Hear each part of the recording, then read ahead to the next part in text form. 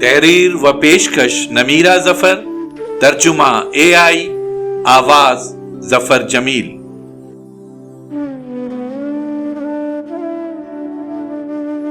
یہ 1948 کی بات ہے۔ منٹو صاحب ابھی بمبئی سے لاہور منتقل ہوئے ہیں، بمبئی کو پیچھے چھوڑ کر جو کبھی گھر کی طرح محسوس ہوتا تھا۔ تقسیم نے بر صغیر کو تقسیم کر دیا ہے۔ لاہور اس کی منزل ہے، نامعلوم شہروں کا شہر، لیکن منٹو اندھیرے کو اچھی طرح جانتا ہے۔ اس کی تحریر ہمیشہ زندگی کی سخت سچائیوں کو تلاش کرنے کے لیے بے خوف رہی ہے۔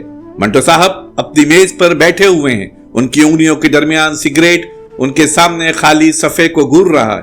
وہ کیا لکھے گا، وہ کیا لکھ سکتا ہے؟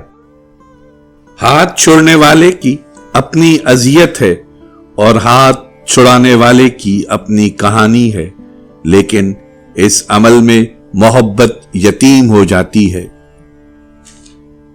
منٹو کا بچپن مشکل تھا اور اس کے سوتیلے بھائیوں کے دشمنانہ رویے اور اس کے والد کی سخت فطرت نے منٹو کو بے حد متاثر کیا۔ منٹو نے 10 سال کی عمر تک گھر پر تعلیم حاصل کی۔ اس کے بعد منٹو نے ایک مقامی مسلم اسکول اور آخر کار علی گڑھ مسلم یونیورسٹی میں تعلیم حاصل کی، جسے انہوں نے ڈگری لیے بغیر چھوڑ دیا۔ منٹو نے اپنے کیریئر کا آغاز مترجم کے طور پر کیا۔ یہ سمت ان کے دوست صحافی اور اسکرپٹ رائٹر عبد الباری سے متاثر ہو کر طے ہوئی تھی، جس نے منٹو کو انگریزی اور اردو دونوں میں پڑھنے اور وکٹر ہیوگو اور آسکر وائلڈ کے اردو میں ترجمے لکھنے کی ترغیب دی۔ انہوں نے ٹالسٹائی، دوستویفسکی، زولا، چیکوف اور بلزاگ سمیت بہت سے دوسرے مصنفین کو نہ صرف پڑھا بلکہ ان سے مختصر کہانی کے ہنر میں مہارت حاصل کی۔ منٹو کی مختصر کہانیاں تماشا 1934 میں شائع ہوئی۔ علی گڑھ میگزین، ساقی اور دیگر ادبی جرائد میں مزید کہانیاں شائع ہوئیں۔ اس وقت کے آس پاس منٹو لدھیانہ سے بمبئی چلے گئے اور فلم انڈسٹری میں کام کرنا شروع کر دیا۔ منٹو نے ماہانہ فلم میگزین کی ادارت کی اور فلمستان لمیٹڈ اور بمبئی ٹاکیز جیسی کمپنیوں کے لیے اسکرپٹ لکھے۔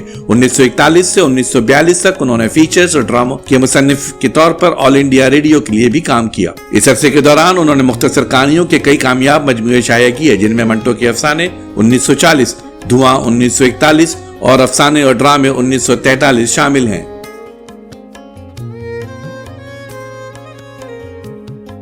ہم نے اس ویڈیو کو برصغیر کی تقسیم کی ہولناکیوں کے ساتھ شروع کیا اور یہی وہ موضوع ہے جو منٹو نے پیش کیا۔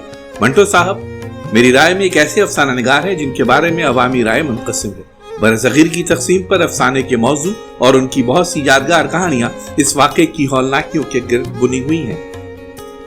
ٹھنڈا گوشت، سیاہ حاشیے، کھول دو اور ٹوبہ ٹیک سنگھ اس موضوع پر ان کی چند بنیادی تصانیف ہیں۔ منٹو صاحب کے بارے میں دوسرے کیا سوچتے ہیں یہ بعد میں ویڈیو میں آئے گا۔ منٹو نے اپنی کتاب سیاہ حاشیے میں 32 خاکے شائع کیے، جس سے دنیا کی فاحش منطق کو اجاگر کیا۔ کہانیاں محض صدمے کے اظہار نہیں ہیں، وہ انکار کے طریقے ہیں، حقائق کا جواب جو آسانی سے ایک داستان میں ضم نہیں ہوں گے اور ہونا بھی نہیں چاہیے۔ سیاہی تازہ گیلی محسوس ہوتی ہے۔ منٹو ہمارا ابدی ہم اثر ہے اور اس میں بے چین کرنے کی صلاحیت موجود ہے۔ منٹو کا افسانہ معمول کے مطابق زندگی اور موت، عقل اور پاگل پن کے درمیان کی لکیر کو دھندلا دیتا ہے۔ منٹو کہتے نظر آتے ہیں کہ آپ بغیر جانے دہلیز عبور کر لیں گے، آپ یہ نہیں دیکھ پائیں گے کہ آپ کیا بن گئے ہیں۔ کوئی خود علم یا پچھتاوا نہیں ہے، انصاف کا اس سے بڑا احساس نہیں ہے جو 1947 میں تھا۔ نہ ہی مصنف خود کو اخلاقیات کو روکنے کی اجازت دیتا ہے، صرف انتقامی کارروائیاں ہوتی ہیں۔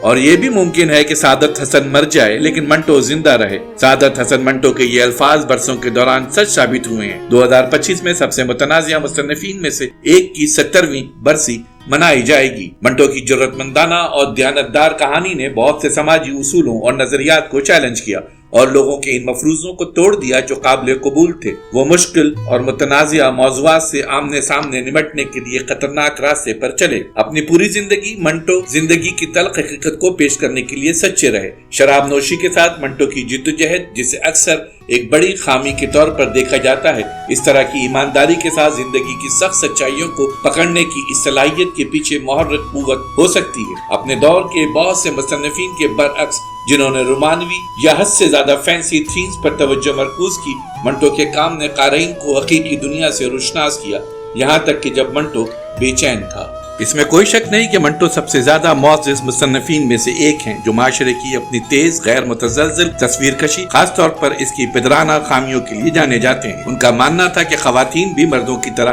احترام کی مستحق ہیں۔ اور یہ عقیدہ ان کی کہانیوں میں نمایاں رہا۔ منٹو اکثر درباریوں اور طوائفوں کی زندگیوں کو وقار اور گہرائی کے ساتھ پیش کرتے تھے، دقیانوسی تصورات کو توڑتے تھے اور ان طبقوں کو آواز دیتے تھے جنہیں حقیر سمجھا جاتا تھا۔ منٹو ان پیشوں اور لوگوں کا احترام کرتے تھے جنہیں دوسرے اکثر مسترد کرتے تھے۔ ان کی کہانیاں حقیقت پسندی کی حقیقی عکاسی کرتی ہیں۔ انہوں نے غیر ضروری پیچیدگیوں سے گریز کرتے ہوئے پیچیدہ مسائل کو سیدھے سادے طریقے سے حل کیا۔ پاکیزگی اور اخلاقیات کے جنون میں مبتلا دنیا میں منٹو نے بازار اور طوائفوں کی زندگیوں پر توجہ مرکوز کی، جو اکثر انہیں اپنی کہانیوں کا ہیرو بناتی ہیں۔ اگرچہ ان کرداروں میں خامیاں تھیں، لیکن ان کی کہانیوں کے سامنے آنے کے ساتھ ہی انہوں نے ناقابل یقین انسانیت، ہمت اور لچک کا مظاہرہ کیا۔ منٹو نے اپنے کام کے ذریعے بے آوازوں کو آواز دی اور معاشرے کے سخت ڈھانچے کو چیلنج کیا۔ اس کی وجہ سے منٹو کی داستانوں کو فحاشی کے ٹکڑوں کے طور پر دیکھا گیا، جس پر وہ دلیل دیتے ہیں، صرف خدا ہی جانتا ہے کہ استغاثہ ایک مختصر کہانی کو فحاشی کیوں قرار دیتا ہے۔ اگر میں کسی عورت کے سینوں کا ذکر کرنا چاہتا ہوں تو میں انہیں عورت کے سینے کہوں گا۔ عورت کے سینوں کو مونگ پھلی یا میز یا مونڈنے والا استرا نہیں کہا جا سکتا، حالانکہ یہ کہنا پڑتا ہے کہ کچھ لوگوں کے لیے خواتین کا وجود ہی فحاشی ہے، لیکن اس کا کیا کرنا؟ منٹو نے اس لفظ فحاشی کی درستگی کو کبھی نہیں سمجھا۔ وہ اتنا ہی فطری لگتا ہے جتنا سمندر کے دھاروں میں گہرائی میں غوطہ لگانا ہو سکتا ہے۔ دقیانوسی معاشرے کی اپنی برہنہ کہانیوں کے ذریعے اس کا دھواں عورت کی بدتمیزی، آزاد مرضی کے اعمال کے ذریعے مردانگی کے جذبے کو روشن کرتی ہے۔ اس طرح کی نفرت صرف اس صورت میں ظاہر کرنے کی کیا وجہ ہو سکتی ہے جب کوئی عورت اپنے جسم کی قیمت بیچنے کے لیے پیش کرے۔ ایک عورت جو ایمانداری سے اپنا سامان نمائش کے لیے رکھتی ہے اور دھوکہ دہی کے ارادے کے بغیر بیچ دیتی ہے، کیا ایسی عورت نیک نہیں ہے؟ منٹو ایک روشن خیال افسانہ نگار جس نے اپنے قارئین کی آنکھوں کو کبھی بھی جعلی آنسوؤں سے بھرنے نہیں دیا، تاہم اپنی بے رحم کہانیوں سے تقسیم کے اوقات میں خواتین کے سنگین بحران کو بے نقاب کرتے ہوئے اس مذہق خیز عملیت کو محدود کر دیا۔ نام نہاد فحاشی، جس کے بارے میں میری دادی نے بھی بات کی تھی، حقیقت میں صرف خام غیر فلٹر شدہ حقیقت تھی جسے بہت سے لوگوں کو قبول کرنا مشکل لگتا ہے، چونکہ کوئی بھی ایسے میسیجز کو پسند نہیں کرتا جو اسے اس طرح بتاتا ہو۔ جب لوگ منٹو کی زندگی اور کام کے بارے میں بات کرتے ہیں تو وہ اکثر تقسیم کے بارے میں ان کی کہانیوں پر توجہ مرکوز کرتے ہیں، لیکن میرے لیے جو چیز واقعی انہیں الگ کرتی ہے وہ اس سے بھی گہری چیز ہے۔ کسی بھی جنوبی ایشیائی مرد مصنف نے کبھی خواتین کو اس طرح نہیں سمجھا یا ان کی عزت نہیں کی جس طرح منٹو صاحب نے کی تھی۔ کھول دو پڑھنے سے مجھے دیکھنے، سننے اور سمجھنے کا احساس ہوا۔ پہلی بار مجھے ایمانداری کے ساتھ معاشرے کی خامیوں کو بے نقاب کرنے کی اہمیت کا احساس ہوا تاکہ دوسرے ان سے سیکھ سکیں۔ جب آپ میں بیداری، حساسیت اور کھلی آنکھیں ہوں تو لکھنا ایک ذمہ داری بن جاتی ہے۔ یہی وہ چیز ہے جس نے مجھے متاثر کیا۔ منٹو صاحب نہ صرف معاشرے اور اس کی پیچیدگیوں کے سب سے بڑے مبصر تھے، وہ وہی تھے جنہوں نے مجھے اپنا قلم اٹھانے اور لکھنے پر مجبور کیا۔ تحریر و پیشکش نمیرہ ظفر، ترجمہ AI، آواز ظفر جمیل۔